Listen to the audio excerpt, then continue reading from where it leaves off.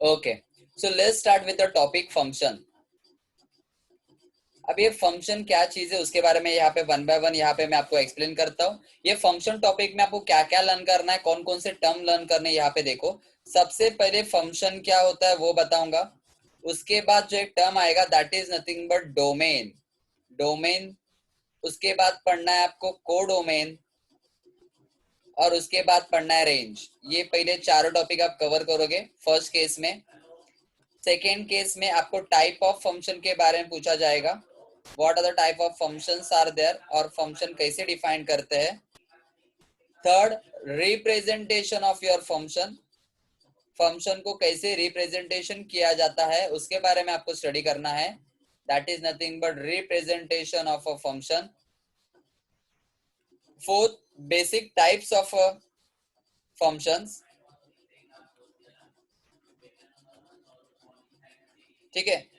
और piecewise define and special function, और कौन कौन से स्पेशल फंक्शंस आपको यूज करना है और कौन कौन से स्पेशल फंक्शन कैसे यूज करेंगे उसके बारे में यहाँ पे आपको बताएंगे। सो बेसिकली फंक्शन को अगर स्टडी करना है तो इतने पार्ट में डिवाइड किया गया है उसको फंक्शन को। तो फंक्शन को कैसे डिफाइन किया जाता है, डोमेन क्या होता है, कोडोमेन क्या होता है, रेंज क्या होता है, उसके बारे में वन बाय वन यहाँ पे स्टडी करेंगे। सबसे पहले फंक्शन। चलो सर, ये फंक्शन का डेफिनेशन क्या है? तो I will tell you first, ये सब कुछ आपके बुक में आना चाहिए। What is function? फंक्शन को कैसे डिफाइन करते मैं आपको यहाँ पे बताऊंगा। A function, a function f from a set of, from a set A to set B. आपका जो फंक्शन होता है वो सेट ए से लिया जाता है और सेट बी को वैलिड रहता है। अभी सर ये ए और बी क्या है, ए और बी को कैसे डिफाइन करेंगे? तो उसको लिखते वक्त लिखते this is function with the set A to the set B, उसको ऐसे डिनोट करते। Function f from the set A to the set B लिखते हुए उसको ऐसे रिप्रेजेंट करते। मैं बताऊंगा आपको कैसे और क्या लिखना है। ठीक है। इसका मतलब क्या होता है, it is a relation. So it is nothing but एक रिलेशन आपको बताया गया ए और बी में से। So it is a relation which associate, क्या एसोसिएट करता है देखो यहाँ पे, which associates for, which associate for each element x in A. मतलब एन ए में से, सेट ए में से जितने भी एलिमेंट रहेंगे एक्स के, उसका एक यूनिक सॉल्यूशन रहेगा B. A unique solution, unique मतलब क्या होता है, exactly one solution. Unique solution मतलब exactly one solution element y in B, element y in B. इसका मतलब मैं इसको लिख सकता हूँ y is equal to f of x. कैसे लिखूंगा? y is a function of x, इसलिए इसको y is equal to f of x करके बोला गया है। So what is y and what is f उसके बारे में यहाँ पे बताऊंगा मैं आपको। y is a, y is the image of x। y को x का इमेज करके बोला, मतलब x के कौन से वैल्यू पुट करने के बाद आपको y के वैल्यू मिलेंगे। सो y is the image of x under f, under f। और ये f को क्या बोला जाता है? सो f is also called, f is also called a map और ट्रांसफॉर्मेशन, ट्रांसफॉर्मेशन। अभी ये x और y क्या चीज है वो पहले यहाँ पे देख लेते हैं। What is x and what is y।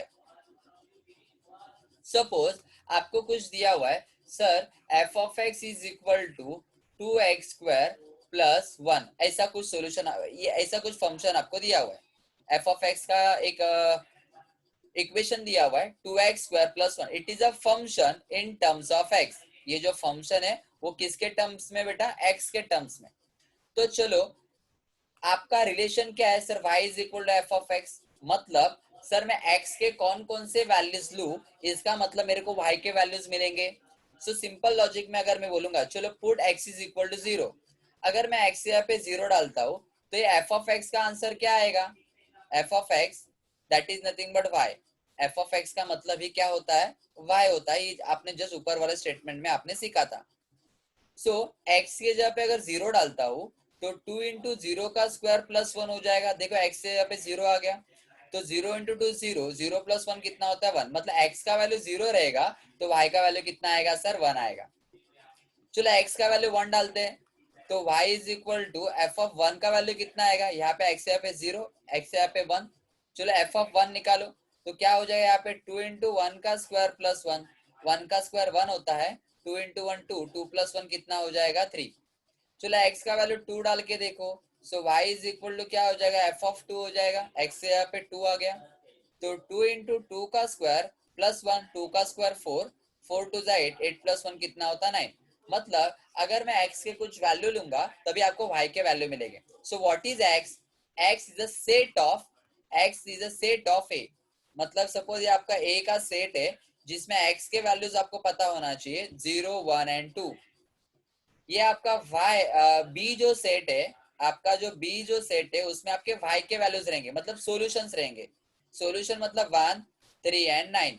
मतलब अगर x का वैल्यू 0 है तो y का वैल्यू 1 आता है, if it is x is 1 तो y का वैल्यू 3 आता है, और if it is x is 2 so y is what 9। सो इसका मतलब a is a set of b, मतलब यहाँ पे वही दिया हुआ है कि a tends to b, a tends to b का मतलब क्या होता है, ऐसा कुछ मैंने लिख के दिया था, f is function of a। इसका मतलब रिलेशन है, किसके बारे में रिलेशन है, of every each element in x in a। हर एक एलिमेंट, ये जो एलिमेंट्स है वो किसके वैल्यूज है, x के वैल्यूज है इन a।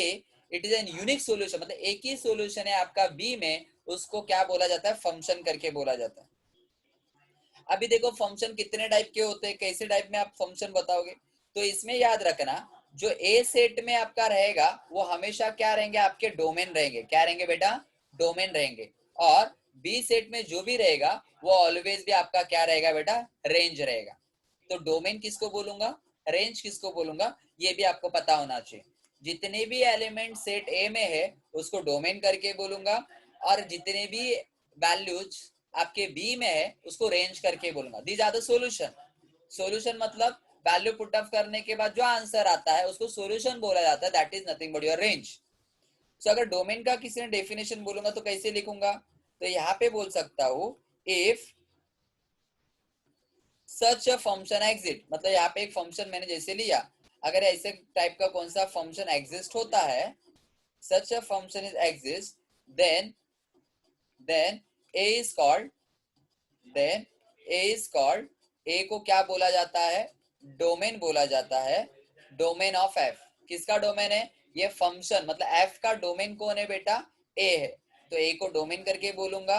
And B is called the codomain, codomain of f. ये बी को क्या बोलूंगा मैं, कोडोमेन करके बोलूंगा।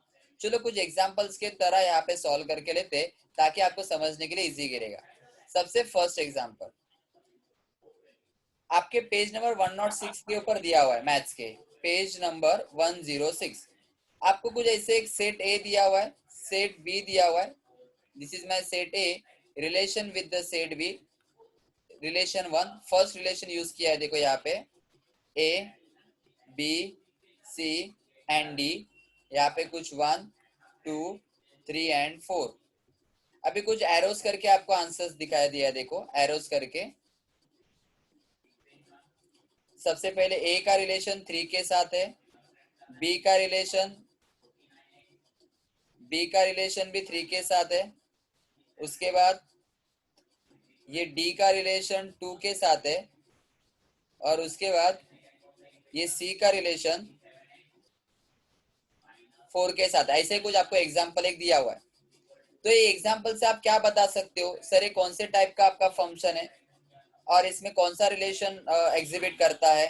तो यहाँ पे मैं बोल सकता हूँ since since every element, every element from A is associate associated to exactly one element मतलब जितने भी एलिमेंट ए है उनका एरो सिर्फ एक ही जगह पे जा रहा है ना। मतलब एक ही सोल्यूशन, मतलब ए का सोल्यूशन 3 है, बी का सोल्यूशन 3 है, सी का सोल्यूशन 4 है और डी का सोल्यूशन 2 है। दिस बी मतलब सोल्यूशन और ए मतलब आपका मेन फंक्शन हो जाता है वहां पे। तो इसका सोल्यूशन आपके बी के अंदर है और हर एक सोल्यूशन का आंसर सिर्फ एक ही नंबर आता है, तभी मैं उसको बोलूंगा one well defined function to exactly one element in B. So ये जो आपका R1 रिलेशन है, so R1 is a well defined function. वो कौन सा फंक्शन हो गया बेटा? वेल डिफाइंड फंक्शन हो गया। यूनिक सोल्यूशन, एक ही सोल्यूशन होना चाहिए। फॉर एग्जांपल आपका ये भी क्या हो गया बेटा? वेल डिफाइंड फंक्शन हो गया, क्योंकि हर एक का आंसर कितना बेटा? एक ही आंसर है। मतलब कोई भी चीज के यहाँ पे दो आंसर नहीं है। देखो ना, ए का सोल्यूशन सिर्फ 2 ही है, बी का सोल्यूशन भी, बी का सोल्यूशन 3 आ रहा है, ए का सोल्यूशन भी 3 आ रहा है। सॉल्यूशन एक ही आया तो चलेगा, लेकिन सॉल्यूशन दो नहीं होने चाहिए। सॉल्यूशन एक आया तो भी चलेगा, लेकिन सॉल्यूशन दो नहीं आने चाहिए। उसको वेल डिफाइंड फंक्शन करके बोलूंगा। और एक एग्जांपल अगर उधर दिया हुआ है, देखो ए बी सी डी में 1 2 3 4 क्या दिया? देखो यहाँ पे ए का आंसर 1 आया है, बी का आंसर 2, सी का आंसर भी 2 है। ऐसा कुछ फंक्शन रहेगा तो उसको मैं क्या करूँ? यहाँ पे ए टू बी, मतलब कुछ रिलेशन दिया, रिलेशन से ये कुछ वैल्यूज आ गए आपके यहाँ। ये डायरेक्ट आंसर दिया है, रिलेशन यहाँ पे बताया नहीं है कौन सा रिलेशन है, लेकिन यहाँ पे डायरेक्ट आपको आंसर्स दिए गए हैं। तो उससे आपको सिर्फ चेक करना है कि ये कौन से टाइप का रिलेशन है। So R2 is not a function. इसको मैं फंक्शन करके नहीं बोल सकता। क्यों? R2 is not a function. Why? Because element element D in A, आपका जो डी एलिमेंट है कहाँ पे बेटा? ए में। ए में जो आपका डी एलिमेंट है is not associated to any element in B. मतलब उसका कुछ सॉल्यूशन आपने बताया नहीं है बी में, इसका मतलब इसका ये कौन सा भी टाइप का फंक्शन नहीं है। तो फंक्शन है कि फंक्शन नहीं है, आपको कैसे पता चलेगा? एलिमेंट ए का हर एक का आंसर कुछ ना कुछ तो आना ही चाहिए। अगर आपका सॉल्यूशन नहीं आता है, इसका मतलब वो फंक्शन नहीं है। Is it clear to all of you? Page number 106 देखो, सेम और एक रिलेशन दिया हुआ है ए B C D.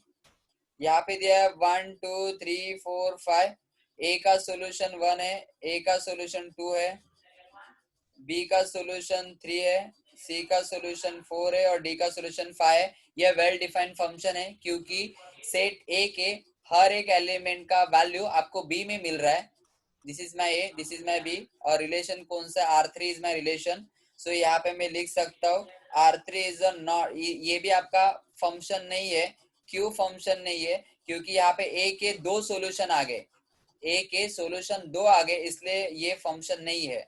R3 is not a function. Why? तो उसका रीजन आपको लिखने आना चाहिए। बिकॉज एलिमेंट ए, जो आपका एलिमेंट ए है कहाँ पे बेटा? इन set A is associate in two elements in B। मतलब आपका यहाँ पे जो ए एलिमेंट है उसके दो आंसर आ रहे हैं यहाँ पे, इसके वजह से ये वेल डिफाइंड फंक्शन नहीं है। तो इसमें आपको ये पता चला, क्या क्या पता चला? सबसे कि ए सेट जो है उसके हर एक के आंसर्स तो आने चाहिए, और अगर आंसर आता है लेकिन एक एक का दो आंसर्स नहीं आने चाहिए, बी में एक के दो आंसर नहीं आपको मिलने चाहिए, तभी मैं उसको बोल सकता हूँ कि ये फंक्शन नहीं है। अगर सपोज आपके आंसर्स नहीं आते, एक के दो आंसर्स नहीं आते, हर एक का कुछ ना कुछ तो आंसर है, क्लियर है, तो मैं उसको बोल सकता हूँ well defined function. Well defined function किसको बोलूंगा?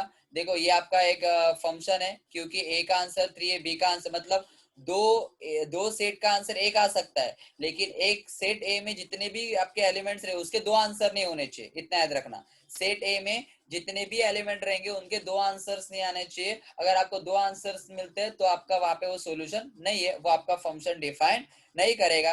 यही आपका है, ये तीन बेसिक जो है चीजें वो आपको पता होने चाहिए कि whether the given type of function is well defined और नॉट। मतलब आगे वाला जो फंक्शन है वो आपका फंक्शन है कि नहीं है, उसके बारे में आपको यहाँ पे पता चल जाता है। चलो कुछ एग्जांपल्स यहाँ पे मैं देता हूँ। सिर्फ मेरे को ये चीज बताओ कि वो फंक्शन है कि नहीं है। कुछ एग्जांपल्स यहाँ पे मैं देता हूँ। चलो देखो यहाँ पे